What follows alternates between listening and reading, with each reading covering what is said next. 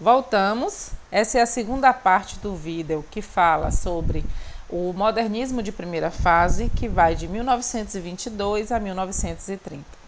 Muito bem. Oswald de Andrade, já em 1912, começa a falar do Manifesto Futurista de Marinetti, que propõe o compromisso da literatura com a nova civilização técnica. Ao mesmo tempo, Oswald de Andrade alerta para a valorização das raízes nacionais, que devem ser o ponto de partida para os artistas brasileiros. Assim, cria movimentos como o Pau-Brasil, escreve para os jornais expondo suas ideias renovadoras de grupos de artistas que começam a se unir em torno de uma nova proposta estética. Muito bem. Nós temos a primeira revista modernista publicada, é o Pirralho, pela escrita de Oswald de Andrade e Emílio Menezes. Nós temos também, surge na realidade na literatura um novo ideal criado pelo próprio Oswald de Andrade. Né? Ele criou o movimento Pau-Brasil, o movimento antropofágico. Nós tivemos também outros movimentos como o verde-amarelismo, o grupo ANTA, né, propriamente dito, e todos os grupos tinham esse propósito de disseminar todos os ideais modernistas. Pois muito bem, a antropofagia tem muita relevância nesse sentido modernista, porque a antropofagia, num conceito literal, artístico, ele é um ritual canibal, né, em que os índios, que eram retratados como índios canibais, tinham a intenção de deglutir a pessoa humana, não por digestão, mas porque eles entendiam que comendo a carne daquele humano, todas as características contidas nele passariam para a tribo. Daí surge, a gente volta um pouco lá para o romantismo, né? A obra, o poema, a epopeia, de Ijuca Pirama de Gonçalves Dias, que escreve sobre esse ideal antropofágico, né? Em que a pessoa a ser ingerida, a pessoa a ser deglutida, precisava ter qualidades positivas, como, por exemplo, ser inteligente, ser forte, audacioso. Então, partindo desse pressuposto, o que é que Oswald de Andrade vai promover? A ideia de que não abandonássemos a Europa, mas deglutíssemos a Europa para tirar proveito do que a Europa tinha de bom para oferecer, não perdendo as raízes nacionalistas, certo?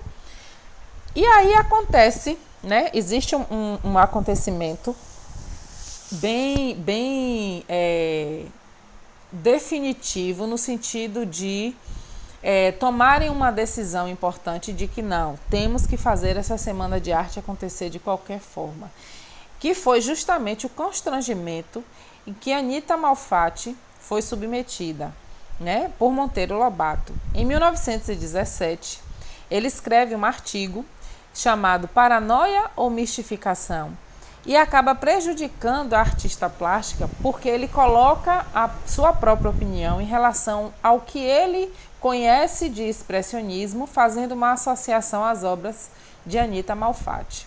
Como ele era um crítico literário renomado, bem respeitado na cidade de São Paulo. Além disso, a família dele era dona da única editora do Brasil e era praticamente o dono da imprensa paulistana.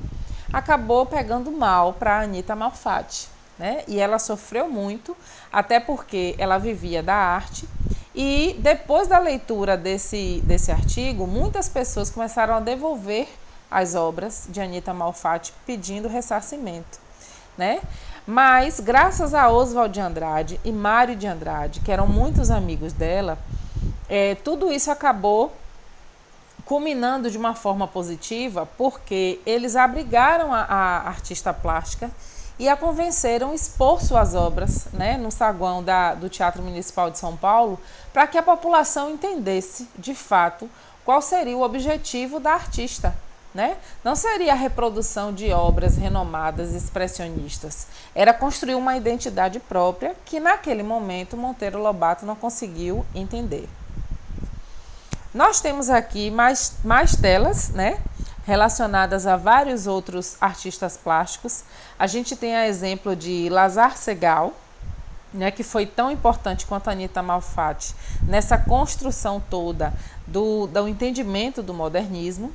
Ele veio da Alemanha e realizou uma exposição em São Paulo e outra em Campinas, ambas recebidas com uma fria polidez. Desanimado, Segal seguiu de volta à Alemanha, só retornando ao Brasil 10 anos depois, quando os ventos sopravam mais a favor. Né? Observem a diferença do comportamento de Anita Malfatti e do comportamento de Lazar Segal. Totalmente diferente, né? Ela resolveu enfrentar, bater de frente com tudo aquilo que a denegria. Ela tentou lutar e provar que a arte dela era uma arte tão genuína, modernista, quanto a de qualquer outro artista plástico europeu. Coisas de mulher. A exposição de Anita Malfatti em 1917, recém-chegada dos Estados Unidos e da Europa, foi outro marco para o modernismo brasileiro. As obras da pintora, então afinadas com as tendências vanguardistas do exterior, chocaram grande parte do público, causando violentas reações da crítica conservadora. A gente tem a Boba, que é essa tela em que a mulher está sentada numa cadeira, né? E nós temos aí o Homem Amarelo, que foram as duas telas mais criticadas por Monteiro Lobato e que até hoje são as telas mais famosas da pintora Anita Malfatti. Aqui está Monteiro Lobato. Dessa polêmica, o artigo de Monteiro Lobato para o jornal O Estado de São Paulo, intitulado A propósito da exposição Anita Malfatti, publicado na seção Artes e Artistas, da edição de 20 de dezembro de 1917, foi a reação mais contundente dos espíritos conservadores. E desse artigo, ele cria essa ramificação intitulada de paranoia ou mistificação e acaba prejudicando bastante, né, a artista plástica.